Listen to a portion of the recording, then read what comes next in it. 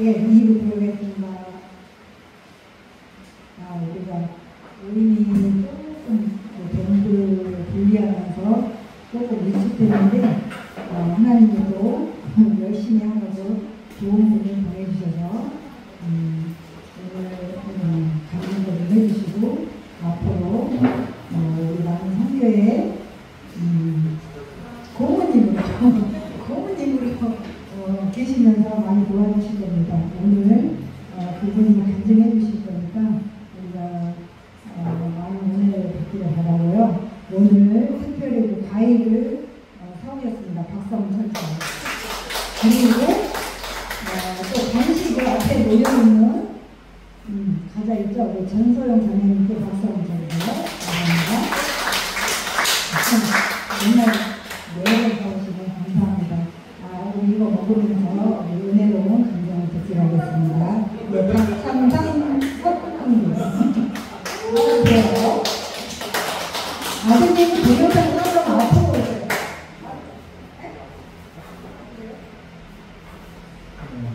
안녕하세요. 오늘 제가 13년 키운 아들입니다. 기말고사 끝나가지고 같이 올 수밖에 없어서 늦었습니다. 죄송합니다. 먼저 기도하겠습니다. 주는 그리스도시여 살아계신 하나님의 아들이십니다. 지금 성령으로 내 안에 오셔서 나를 인도하시고 다스려 주세요. 내가 권세 있는 우리 주 예수 그리스도의 이름으로 명하노니 악한 사단은 나의 생각 속 마음 속 한정 속 가게 속에서 결박당하며 물러가 있죠. 전능하시고 사랑과 은혜가 풍성하신 하나님 아버지, 모든 영광과 감사를 돌립니다. 부족한 저희들의 죄를 긍휼히 여기사 용서하여 주옵시고 인도하신 영길교회 크리스찬 싱글 나눔 선교회를 통해서 이 간증을 통해서 여러 상처들이 치유 회복되고 윈윈할 수 있도록 도와주시옵소서. 또한 긴밀한 소통과 나눔으로 시너지 효과를 내고 준비된 배필로 완성도를 높여 주님이 보시기에 좋은 그러한 행복한 믿음의 가정을 세울 수 있도록 역사하여 주옵소서. 감사하며 우리 말씀 우리 주 예수 그리스도 이름으로 기도하옵나이다. 아멘. 반갑습니다. 어제 제가 운영위원 수락 신고식을 했고요. 오늘 이렇게 간증까지 하게 되는데 간증의 발제는 상처의 그림자입니다. 상처의 그림자. 간증하기 전에 자기소개와 신앙 고백부터 하겠습니다. 저는 1961년 6월 18일 저녁 6시에 소가 일을 끝내고 어슬렁어슬렁 소양가로 밥을 먹으러 저 서창을 먹으러 갈 때 태어났다고 합니다. 그래서 평생 구렁이 담 넘어가듯이 산다고 어머님이 그러셨는데 사주대로 그렇게 못 살았어요. 그래서 상처의 그림자라는 발제로 강조를 해보려고 합니다. 저는 이제 믿음 부동산 대표고요. 그다음 박기리 기념사업회, 믿음 부동산은 이제 수익 사업이고 박기리 기념사업회 이사장입니다. 이거는 비영리입니다. 두 가지를 운영하고 있고요. 그리고 이제 신앙은 저는 이제 이혼입니다. 13년 됐고 우리 아들 제가 13년 키웠습니다. 그리고 제 이제 신앙은 67년도에 성동구 행당동에 있는 성서 침례교회 교단의 병설 유치원이었던 은혜 유치원을 제가 다니면서 주님을 영접했고요. 선친이 사랑의 대장은 자신을 믿어야 되느니라 하는 바람에 교회는 못 다니다가 81년도에 군에 가서 제가 헌병 주신 군에 가서 종교집합 하자는 주말에 종교집합 때 기독교 했을 때 기독교에 가서 다시 기도했습니다. 그리고 나서 89년에 저는 이제 목표가 정주행이었어요. 이따 얘기하겠지만 집안이 이제 연자들에서 앞이 다 막혔기 때문에 사업가 정주행이 되겠다는 목표를 세웠거든요. 그래서 보석상을 송파구에서 3개점을 운영하는 잘 나가는 사업가였는데 89년 1월 13일 금요일 새벽 5시 잊지도 않아요.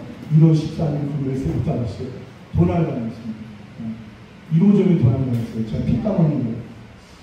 그래가지고 한 달간 접고 제가 제주도를 내려갔어요.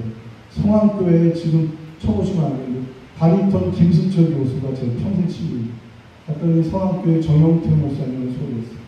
그분이 신사적인 소망교회 부목사로 있다가 성안교회 내려오거든요. 그래서 소망교회를 소개했어요. 그래서 제가 그때 89년 부활절에 소망교회 박선희 목사님한테 학습제를 받고 성가 대원이 됐습니다. 근데요, 제가 송창식하고 전용노총 노래를 했었거든요. 좀 한다고 생각했는데 성가대를 하는데 옆에서 유학 갔다 온 세계적인 성악가들이 뻥뻥 소리를 내는데 제 소리가 덮이는 거예요. 안 들리는 거예요.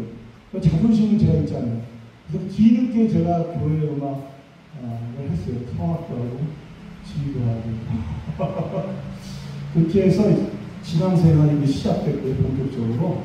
그리고 2011년에 제가 지휘를 하던 교회에서 권사로 감리교육이요. 권사로 임명됐고요. 유급사역을 했었어요.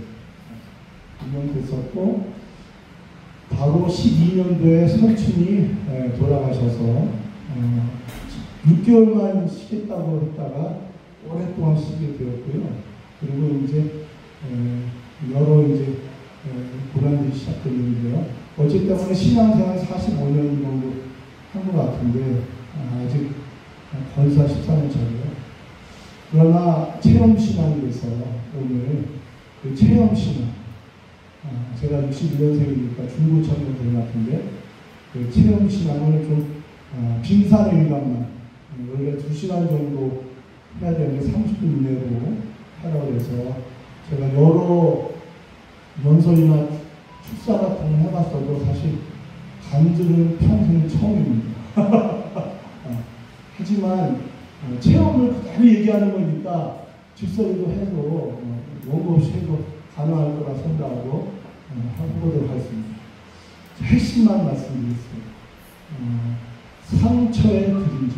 제가 지금 봤죠. 그림자 하면 햇빛에 의한 그림자도 있고 달빛에 의한 그림자도 있고 불빛에 의한 그림자도 있습니다.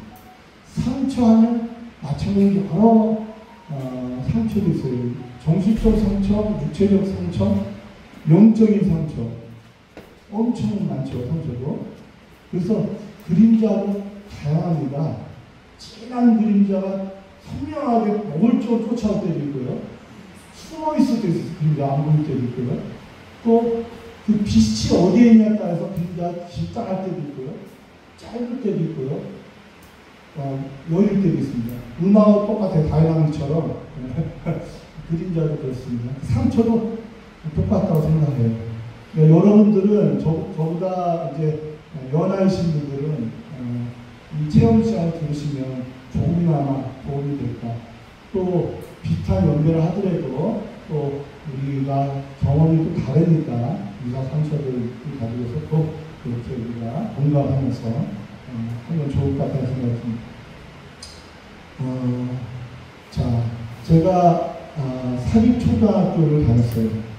요즘에 영재 학교죠. 거기서 5학년 말까지만 해도 800점 만점, 기말로 정규 1등하고 또 전국 운병대에서 입상해서 K리그에 출연하고 문무를 갖춘 유망한 소년이었습니다. 6학년 때는 맹장수상을 하고 제가 기말고사를 못 봐서 정규 1등을 못했는데 그리고 중1 때 제가 배문 중학교를 다녔어요. 그런데 중1 때 우리 선친이 박기래입니다. 인터넷에 박기, 터기자에 원래자에 치시면은 도배가 되어 있습니다. 박기래 선생이 통일혁명당 1974년도 10월입니다. 통일혁명당 재건이 사건, 간첩단 일망타진 해가지고 구속되셨습니다. 17명이었습니다. 그 중에 주역이었습니다. 그리고 나서 2년에 걸쳐서 1심, 2심, 3심, 재심까지 했는데 사형 선고가 확정됐습니다. 공동피고는 17명입니다. 그런데 진두현, 박기래는 진두현 씨가 대학 동창인데 바로 제2교포가 됐기 때문에 그분은 일본에서 엠네스티 아시죠? 국제 사명위원회 거기서 구명운동을 했어요. 박기래, 진두현, 박기래를 석방하다. 그러는 바람에 박정희가 외교적으로 진두현, 박기래는 죽이지를 못하고요. 사형 선고에서 무기징역에서 20년으로 감형해서 17년 만에 가석방 되십니다. 그런데 그 당시 군 보안사랑 검찰이 조작 기소한 그 공소 내용으로 볼 때는 종범에 해당되는 강은성, 김태열 이런 선생님들은 사형이 집행됩니다. 조정하고 총사형으로. 그런 비참한 사건이었어요. 통일혁명당 재건이 사건. 그리고 경향신문발 한 2년 전에 나와 있었는데요. 대법원 소랍석 국가폭력 조작 사건 224건에 통일혁명당 재건 사건이 가장 많습니다. 그 명으로 조작을 제일 많이 했습니다. 결론은 22년도에 고등법원에서 무죄 선고가 났고요. 윤석열 정권이고요. 23년도에 대법원에서 무죄 확정이 됐습니다. 그래서 형사부상을 받았고요. 그러면 얘기 안 할게요. 위화감 느끼니까. 그 다음에 지금은 국가배상. 형사부상은 고인의 구금일수 17년 동안에 대한 최저생비비 곱하기 5월 해가지고 나오는 거고요. 국가배상은 고인과 유족의 손해배상과 위자료까지 받는 겁니다. 왜냐하면 저희가 연자제로 학업도 유학을 못하는 건 물론이고요. 그리고 군대도 강제 살인부다 당한 다음에 강제 해임됐고요. 또 교사, 우리 누나가 저희 고등학교 교사인데 교사하다가 1년 만에 강제 해임됐어요. 아무것도 할 수가 없었기 때문에 아까 제가 정주영이 되겠다고 했는데 그것도 89년에 제가 도난을 당해서 제 좌우명이 내 사정에는 불가능이 없다. 이거였는데 라플레처럼 이게 무너졌죠. 무너지고 제가 이제 비관을 하기 시작했습니다. 그러다가 이렇게 이제 가정을 붙였는데요. 일단은 제가 빙산의 일간만 얘기해야 되니까 여러 상처들이 있는데 그 상처의 근거 중에서 이런 이제 과정을 겪으니까 국가 폭력에 대한 피해자잖아요. 너무나 억울한, 그렇죠? 48년 동안 저는 간첩의 아들이었습니다. 48년 동안. 22년도에 무죄 선고가 나기 전에 저는 민주탐원서를 5만 명한테 뿌려가지고요. 이거는 재판부에 내는 그 탐원서는요, 그냥 청와대 동의랑 달라요. 주민등록번호 주소 다 적는 거예요, 인적상. 그러니까 웬만한 사람들이 동의를 안 해요. 근데 그렇게 해서도 1200몇 명한테 받아가지고요. 5만 명한테 뿌려 단체. 받아가지고 재판부에 제출하고. 왜냐하면 여순항쟁, 제주항쟁은 수천 명인데 피해자고 우리는 17명밖에 안 되기 때문에 인원수가 너무 없으면 안 되잖아요. 그래서 기념사업회를 만들어서 그 동지들이 와서 방청소 각각 치르고 그랬는데도요. 검찰이요. 무기징역을 구형했어요. 재심에서. 17년 살고 나왔는데 그래서 우리가 바로 이제 반박을 내니까 선고날 재판대에 선고를 못하고 재심에서 변호인 의견서대로 재심에서 무기징역 구형은 매우 이례적이고 부적절하다.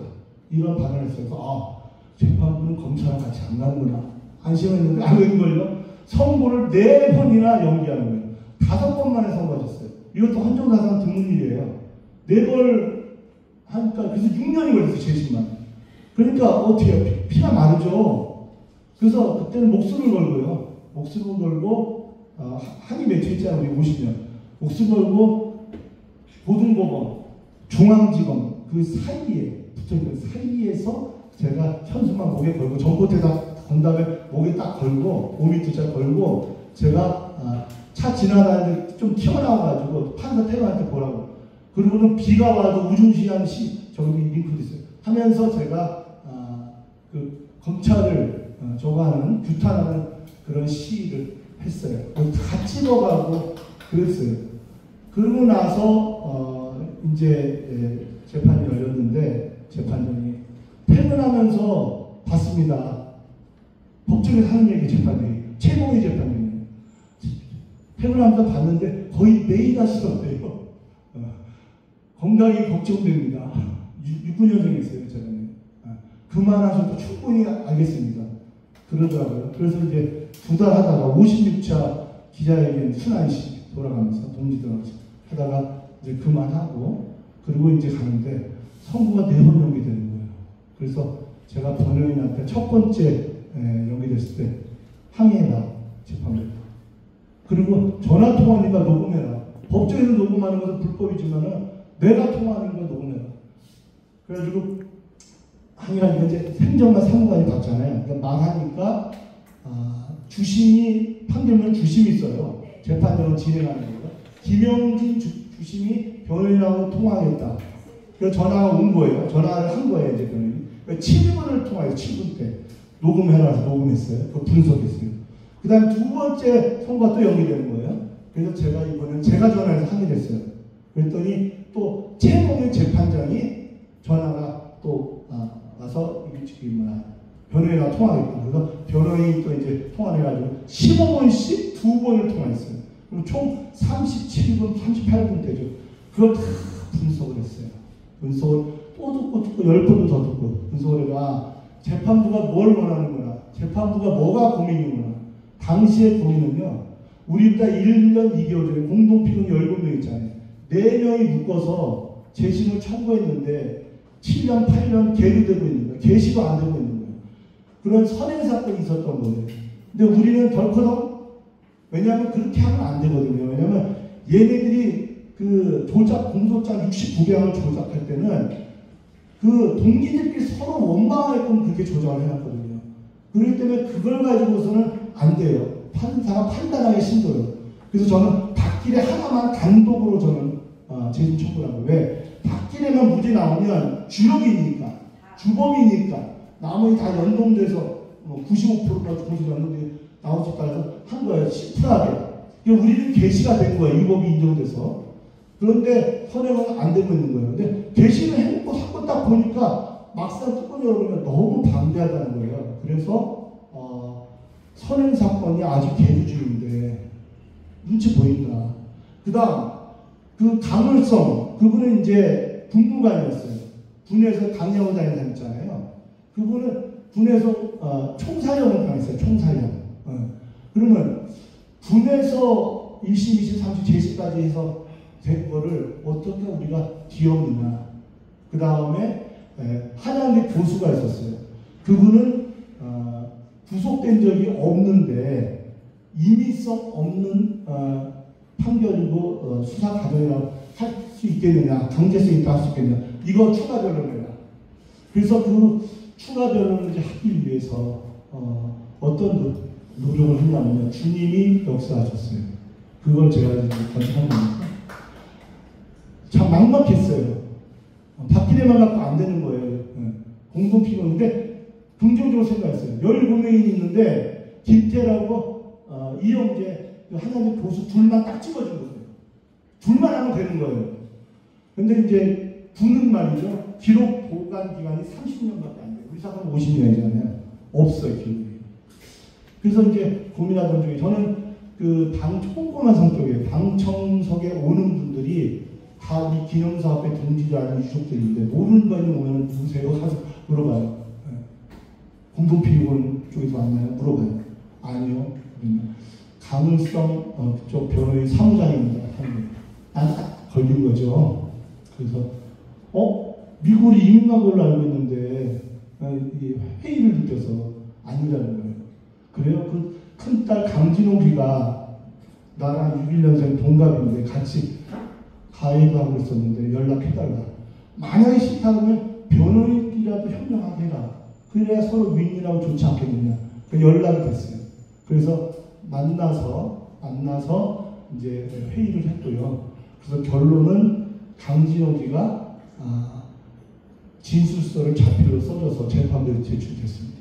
다시 말해서 그 강을성 총살당한 분도 똑같이 고문 폭행, 가혹행위에 의한 받아쓰기 허위 자백으로 조작 기소된 공소장이고 똑같다. 박기량 고문 폭행과 가혹행위에 의한 이민성이 없는 불러준 대로 쓴 허위 자백에 불과하다. 이렇게 진술을 해준 거예요. 그래서 강을성 그분이 이제 증명이 됐잖아요. 그러니까 이영재는 우리 누나 한양대 나왔는데 우리 누나 교수였어요. 아버지의 대학 동창이고. 근데 그분은 이제 구속돼서 고문폭행이랑 다른 적이 없는 거예요. 그냥 집행유예 받았어요. 구속 안 되고. 근데 그걸 제가 어떻게 진술했는지 아세요? 그건 이제 변호인 머리에서 나온 게 아니라 제 머리에서 주님이 주신 거예요. 어떻게 했냐면은 수사기록을 매일 수만 페이지를 매일 면밀히 검토하다 보니까 박상수님이라고 있어요. 우리 박규 선생의 후배인데 그분이 집행유예 받았지만 그분이 조사받을 때 고문폭행을 당하는 게 내용이 나와요. 고문이 나왔는데 그 옆에 이영재 교수가 앉아 있었다. 이거죠. 그럼 그걸 내가 어떻게 했겠어요? 박성수가 고문폭행 당할 때 그 옆에 이영재 교수가 있었으면 나도 얘네들이 하라는 대로 받았을 허위 자백을 안 하면 저렇게 고문폭행 당한다는 걸 알 수밖에 없으니까 이 사람은 교수로서 당장 해임될 수도 있고 그렇기 때문에 그냥 스스로 시킨 대로 할 수밖에 없지 않느냐. 그럼 당연히 고문폭행 안 돼서 임의성 없는 진술을 할 수밖에 없는 거 아니냐. 하라는 대로 할 수밖에 없는 거냐. 이렇게 진술을 해서 그래서 두 저기를 다 충족시켜서 기적같이 역사적인 일부 무죄가 아니라 전체 무죄에서는 획기적인 판결을 받았습니다. 선고하는 바로 전날 우리 가족들이 어머님하고 누나하고 남동생 모였어요. 유족들이요. 저만 없이 모였는데 누나가 어머니한테 엄마 몇 년 나올 것 같아? 그러니까 엄마가 10년 17년 받으셨는데 그래서 누나가 나는 5년 남동생 나는 3년 그랬대요. 그래서 나한테 좀 혼났죠. 설령 그렇게 생각할지라도 변호사가 장남은 목숨을 걸고 하는데 그렇게 하면 마디가 치가 되는 거 아니냐. 근데 그렇게 유족들마저도 동지는 말할 것도 없이 기념사업회의 재진을 할 때도 하지 말라고 되지도 않는 거 하지 말라. 20, 30 재진 다 확정되고 50년도 안 되고 기라성 박원순이고 한수원 관광이 이런 공문서 다 있어. 기라성 같은 공동표에서 안 되는 걸 뭘 하지 말라고 그런 걸 했고요. 선거 전날 그렇게 6년을 재판을 해서 선거 전날인데도 그리고 유족들마저도 전체 무죄 나올 거라 생각 못했는데 전체 무죄가 나온 겁니다. 이게 이러니까 죽임의 역사 아니겠습니까?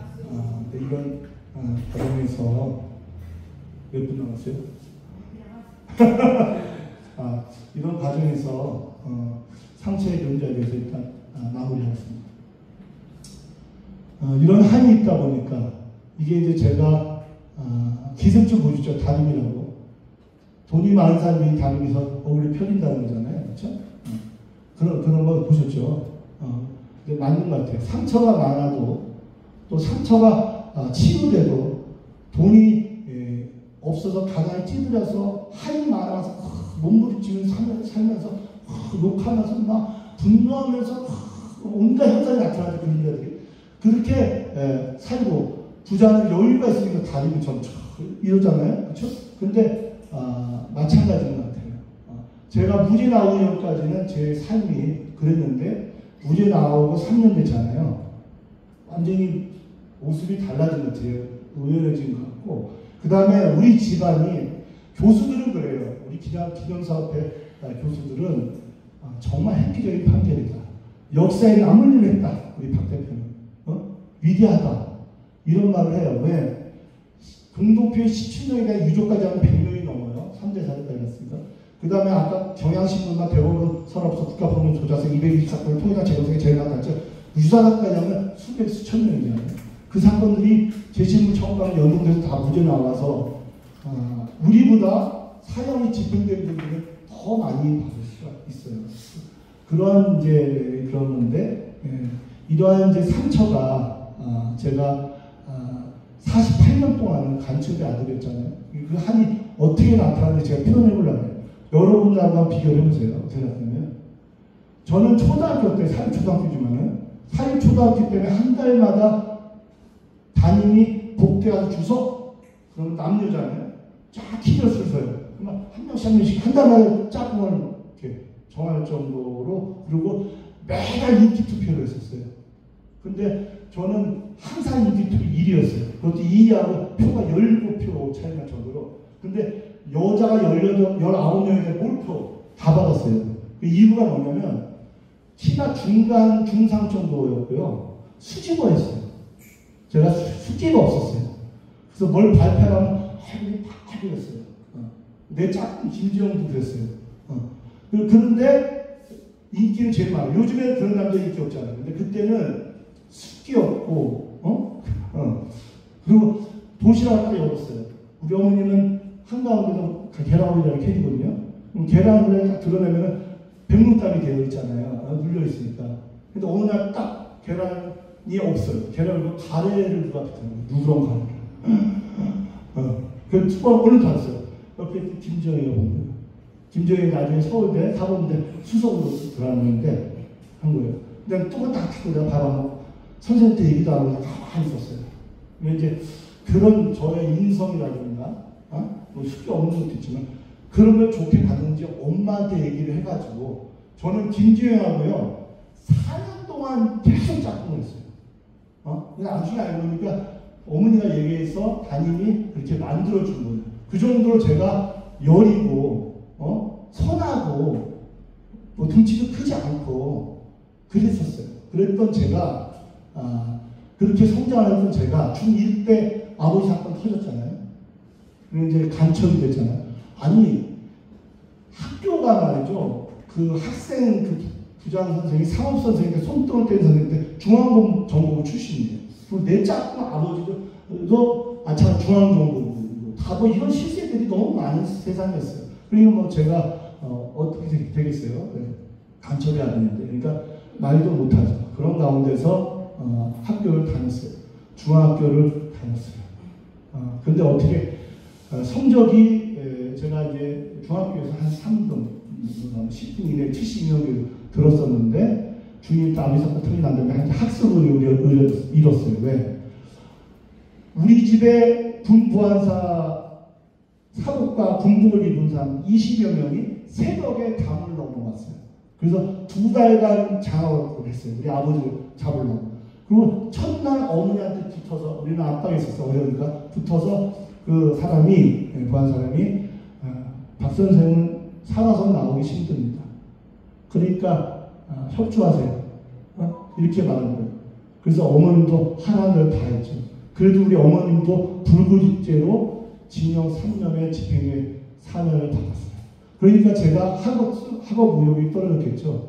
그러고서는 어떻게 강남의 영동고등학교를 그래도 갔어요. 갔는데 그 학교는 말이죠. 호박받은 사람이 졸부가 돼가지고 학교를 사립고등학교를 지었는데 박정희 정권을 끼고 지었어요.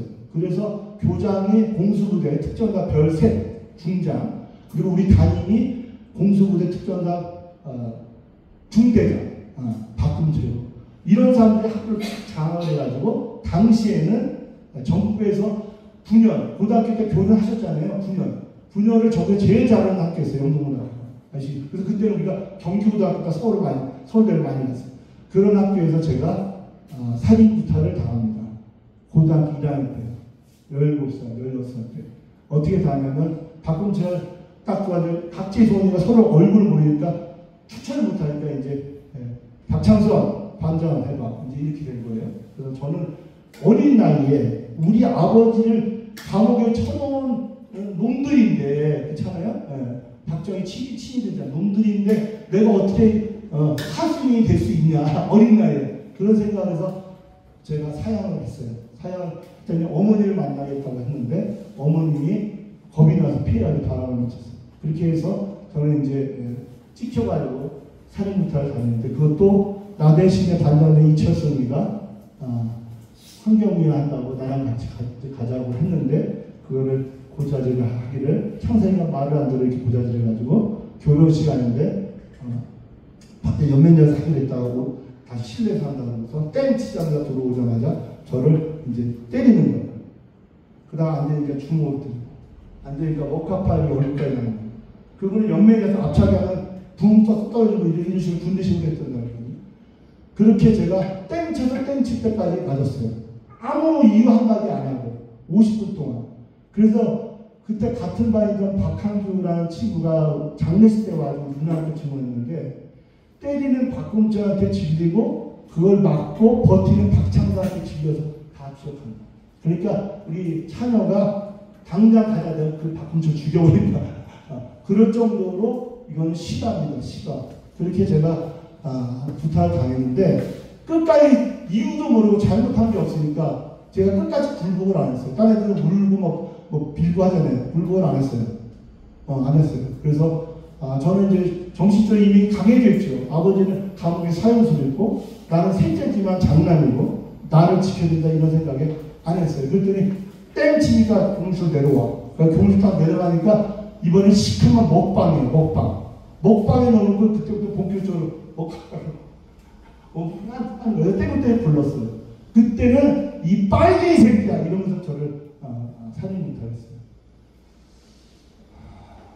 제가 그렇게 맞을 때 학생들 앞에서 그렇게 이유 없이 50분 동안 맞을 때 막 때리다가 중간에 들어가려는데 이게 내 집 다니면서 처음에 막 보니까 똑바로 못 걸어가잖아요. 들어갈 때는 나오다가 다시 50분 내내 맞은 거예요.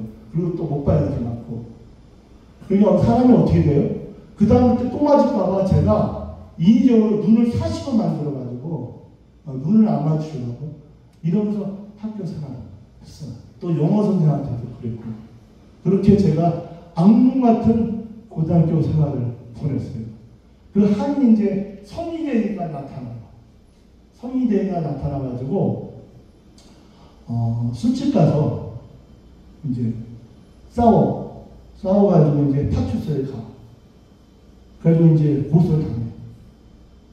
그런데 파출소에서 나중에 앉아서 팔을 그냥 돌렸어요. 나 이렇게 물렸다고. 그런 정상 방어라고. 그래가지고 풀려나고.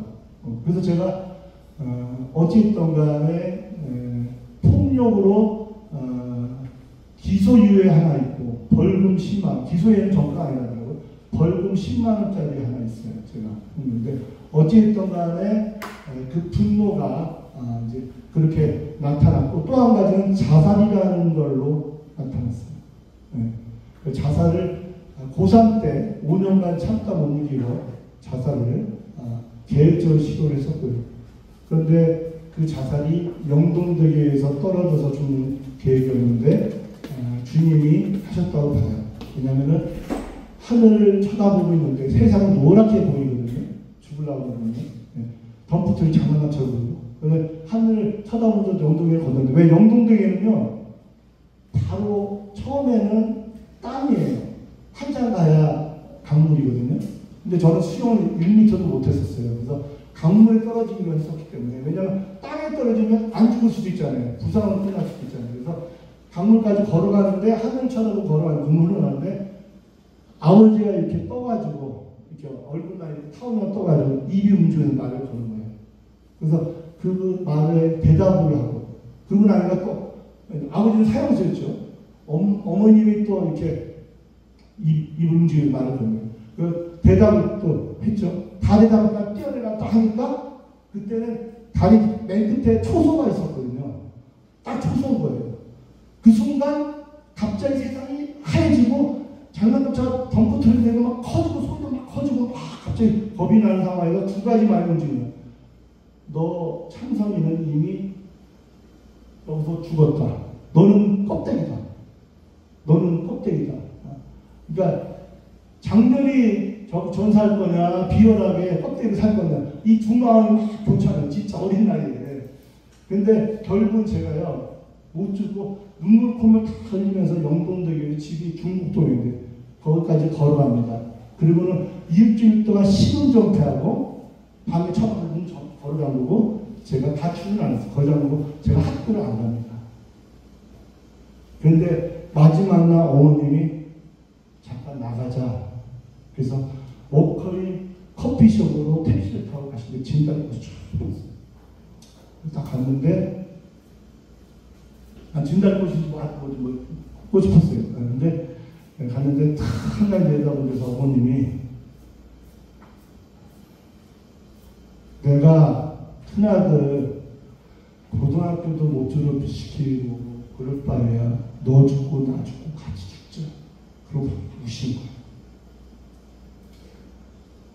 근데 제가 자살할 때 제가 정태기지 다니면서 200시간 이상 상담을 하고 연수를 받을 때 그 강사들이 마지막 발언이 살아남으신 것만 해도 경의를 표합니다 하셨어요. 그리고 아버지 사건에 의한 상처보다 어머니에 대한 상처가 더 크다고 했어요. 어머님이 제가 기댈 수 있는 언덕이었으면 제가 자살 안 했을 거예요. 근데 어머님은 입만 열면 우리 아버지 박기래를 욕했거든요. 흉봤거든요. 감옥에 있을 때도, 석방됐을 때도. 근데 중요한 건 그 입만 열면 박기래를 흉보는 그 연장돼서 근데 너는 그것까지 닮았어. 저한테 그런 거예요. 우리 집안은요, 저는 친박기래고 어머님하고 누나하고 남동생은 반박기래였어요. 집안인데도 성격이 엄마 아빠랑 안 맞는다는 거. 그래서 평생 원수였어요. 그래서 어머님이 하는 말에 그 정도로 집안이 콩가루였습니다. 콩가루였습니다. 그래서 제가 이렇게 보면 자살 몇 번 시도했지만 어머니에 대한 상처, 아버지로 인해서 앞길이 막힌 것도 있는 데다가 못한 게 앞길이 막히고 한 데다가 그러니까 견딜 수가 없어서 자살을 여러 번 했는데 그 원인들 때문에 여러 선선들이 일어났는데 이제 제가 마무리하겠습니다. 아까 상처에 대해서 여러 가지 말씀드렸는데 제가 폭력 적가는 하나지만 아들을 13년 키우면서 여자가 아니기 때문에 수다 떨면서 정보를 얻을 수가 없었어요. 그래서 저는 교육청 기자를 하고 운영위원하고 학부모 회장을 했어요. 그러면서 정보를 얻었어요. 근데 해보니까 학교도 썩었더라고요. 그 1,500명이 되면요 연 예산이 50억 정도 돼요, 학교가. 그런데 그거 가지고 10% 리베이트니 이런 거 가지고 교장이 이렇게 해서 여러 가지 형태로 이렇게 비리들이 많아요. 근데 저는 불이라 타협을 못하는 거예요. 왜냐면 조작 기소 피해자잖아요.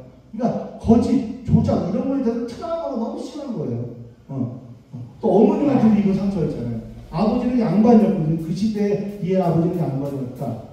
욕한 거 솔직히 한 적이 없다. 그걸 인정하면서 그랬으니까. 그러니까 견딜 수가 없는 거예요. 그래서 저는 교육청에다 고발하고 운영위에서 저는 항의하고 막 그렇게 해서 그런데도 교장은 그걸 못 고쳐요. 올해 내려온 관습이를. 그래서 결국은 교육청에서 법을 만들어서 조례를 만들어서 그 다음에는 이제 법무부장이 사회를 보면서 이 법은 박창선 위원이 만든 법입니다. 근데 사과 대신에 그런 식으로 해서 악명이 높았고요. 학교에서 학부모지만 악명이 높았고 또 제가 시청 공무원을 했었습니다. 필린사업소 행정에 있었는데 환경미화원 제가 출신이에요. 이렇게 안 보이죠? 환경미화원이 여러 가지 있어요. 리아코 끌고 다니면서 가로 청소하는 게 있고요. 제가 부도 났을 때 했었어요. 5년간. 그 다음에 음식물 쓰레기도 있고 재활용도 여러 가지 저희가 있는데 골고루 저희가 다 했어요. 왕따를 당하면서.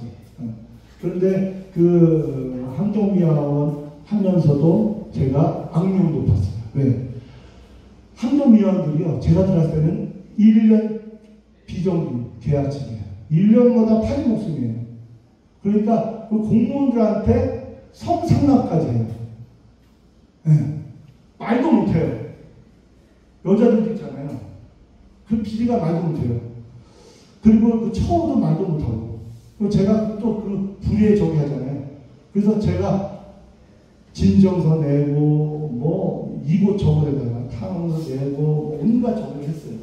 해서 법을 만들고 정규직을 만들고 어느 시청이란 말을 안 할게요. 정규직을 만들고 그래서 제가 환경위원 한 지가 지금 20년이 됐는데 했는데 아직까지도 내가 이건 참 박창선이 만든 법이다 이러면서 아직까지도 얼마 전까지도 내 얘기를 하는 저기가 있었다고 하거든요. 아무튼 간에 저는 사회를 위해서 또 불의를 바로잡기 위해서 그런 일을 해왔고요. 그 다음 사적으로는 제가 이제 이혼했잖아요. 저는 이혼을 2번 했습니다. 2번 했어요. 한 번은 우리 집안에 그러니까 우리 집안을 얘기할 수가 없는 거예요. 얘기 안 하고 이제 상견례를 한 거죠. 근데 이제 혼인하고 살아보니까 이 집안이 어떤 집이냐면 그 장인어른이 육사 출신이고 박정희 후배고 전두환의 선배인 거예요. 물론 내가 결혼할 때는 강경하게 이미 돌아간 후지만 우리 집안의 원수 집안인 거죠. 그걸 모르고 결혼을 한 거예요. 그래서 그것도 약혼자가 동거한 5년 된 약혼자가 있는데 저한테 온 거예요. 한 살 차이였는데요. 그래서 어릴 때 25살 때입니다. 그래서 제가 어릴 때 뭘 몰라서 이렇게 쟁취하는 마음으로 했는데 하고 나서 1년이면 여성관이 바뀌면서 제가 물었습니다. 나한테 왜 왔냐? 그러니까 당신한테 가면 빵을 할 것 같아서 왔다고 그러더라고요. 가난했고요. 저는 이제 보석상 아들이었습니다.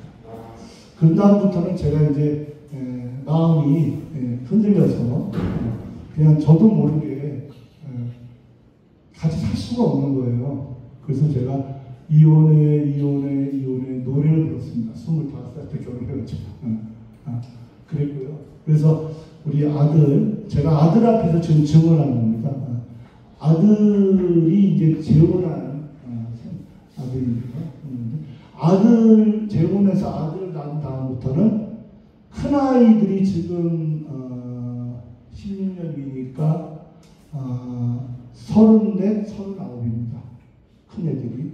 근데 연락을 끊고 산 지 좀 오래됐어요. 왜냐면 쟤를 낳은 다음부터 연이 끊겼어요. 25년 동안 원래는 제가 키웠어요. 똥기저귀 다니면서 5년 키우다가 제가 한 달 가서 이제 이렇게 보냈는데 아이만 뺏어가지 마라. 제가 재혼 안 하고 평생 아이들만 위해서 살겠다. 그래서 저는 재혼보다 낫다 생각해서 맡겼는데 이제 이렇게 되고 우리 품안의 자식으로 이렇게 되고 그러면서 내가 재혼 동생 갖고 싶다고 했는데 그것도 다 거짓말이었어요. 또 생모가 대신 보낸 문자였어요. 그래서 우리 아들 키면서 이제 3부자가 같이 여행을 동해안도 가고 있었어요. 그런데 제가 없을 때 16살 차이잖아요. 형이랑 없을 때 쟤를 학대하는 거예요. 그러니까 제가 믿음이고 제 아들이요. 믿음인데 아빠 나 민규예요. 민규 형 나 싫어. 그때 제가 배다른 자식 그 형제가 이런 거구나.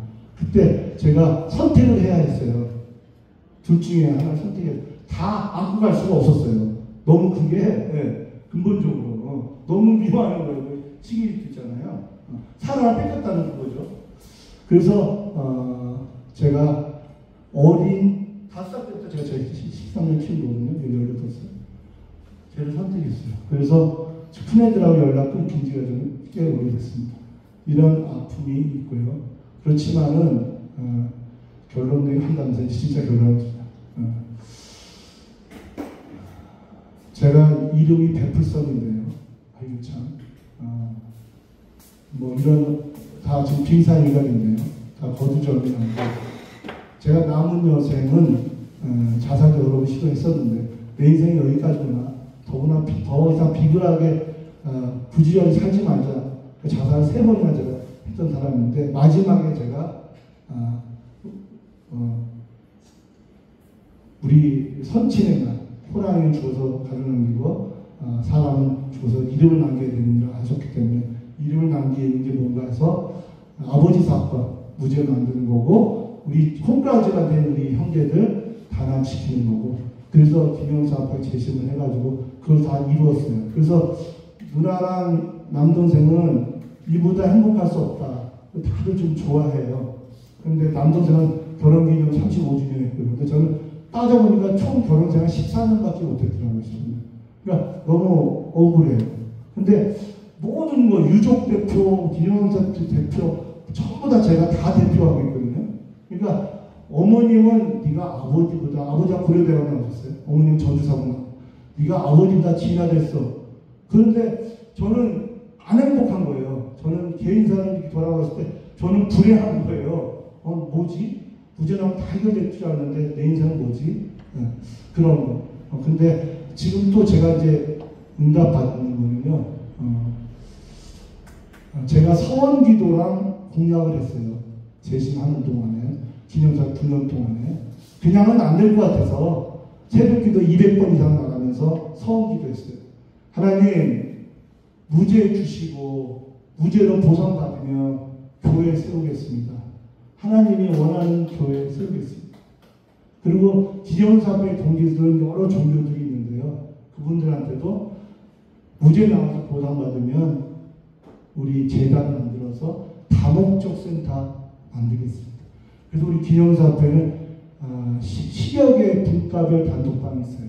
그걸 다 목적사업 청사진을 해나가기 위해서. 그래서 우리 직원에 대한 거라든가 저에 대한 거라든가 일단 저는 이사장으로 급여를 1,200 정도 받고 있고요. 그리고 거기서 제가 300 정도는 이제 직원을 쓸 수 있는 이런 단계에 와 있어요. 그래서 동생이 형 좀 고급진 데 가.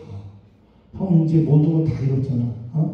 그러니까 이제 좀 좋은 사람만 만나면 되지 않아. 그런 얘기를 하는데 그게 잘 안 돼요. 그래서 지난번에 제가 양보 입고 왔는데 전선생님이 오늘 뭐 드리면 양보 입으니까 이게 낫대요. 근데 그 양보 우리 동생, 우리 아들이 사준 거예요. 왜냐면 저는 저를 위해서 돈을 못 써요. 큰 돈을. 그래서 아들이 용돈 모아서 100몇십만 원씩 되는 파크랜드를 50% 할머니한테 사준 거예요. 조끼까지 다. 그래서 제가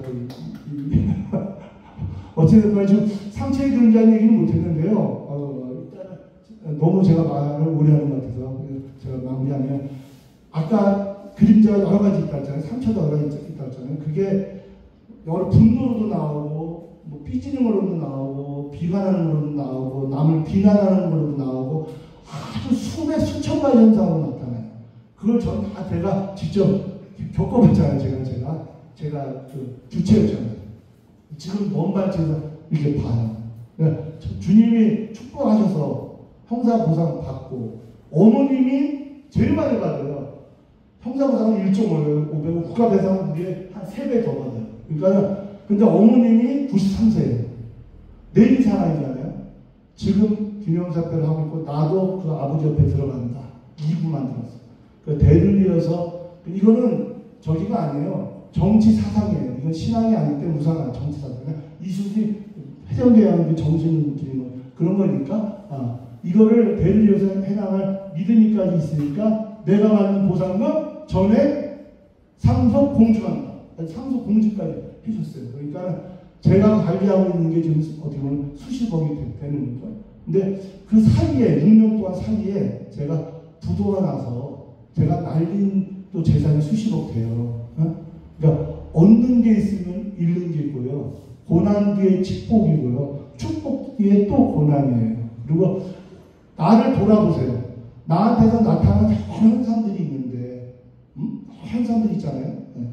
여러 현상이 있는데 그게 상처의 그림자가 아닌가 생각해요. 거의 그런 경우가 많아요. 마지막으로 마무리하겠습니다. 이 공동표현 간헐성의 큰딸 강진홍이가 진술 써줄 때 얼마나 힘들었냐면요. 10살짜리였어요. 박기래가. 박기래 때문에 죽었다. 자기 아버지가.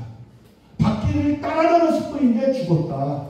박기래는 살았다. 그리고 기념사업회까지 하고 토의운동까지 하셨다. 석방돼서. 근데 그냥 2년도 안 돼가지고 그냥 저기 됐다.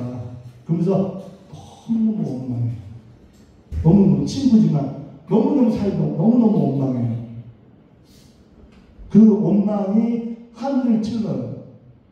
그래서 그 이유는 그 조작된 공소장 또 수사 기록 안에 박기래한테 속았다 이런 내용이 나와요. 그들이 조작한 건데 그걸 보고 그렇게 원망을 해요. 그 원망이 말도 못하게 심한데 어찌됐건 간에 그런 것들을 보면서 제가 그게 탐냈는데 얘들이 조작하거든요. 얘들이 군보안사 검찰이 조작하거든요. 결론은요. 제가 인상 많이 살진 않았지만 세상에 오해가 95% 넘습니다.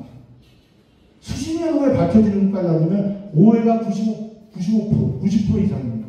그러니까 정확하지 않은 거 가지고 삐지거나 오해하거나 싸우거나 분노하는 게 너무 부지도 없어요.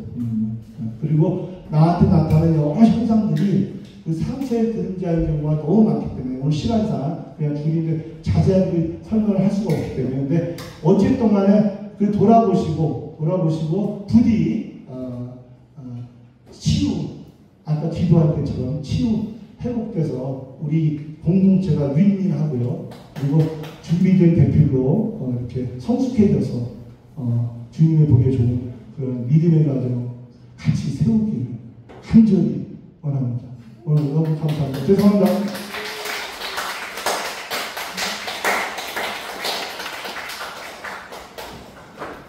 아무튼 대대손손 명예회복 축하드립니다. 네. 시간이 좀 길게 하셨습니다. 늦어서 빨리 미팅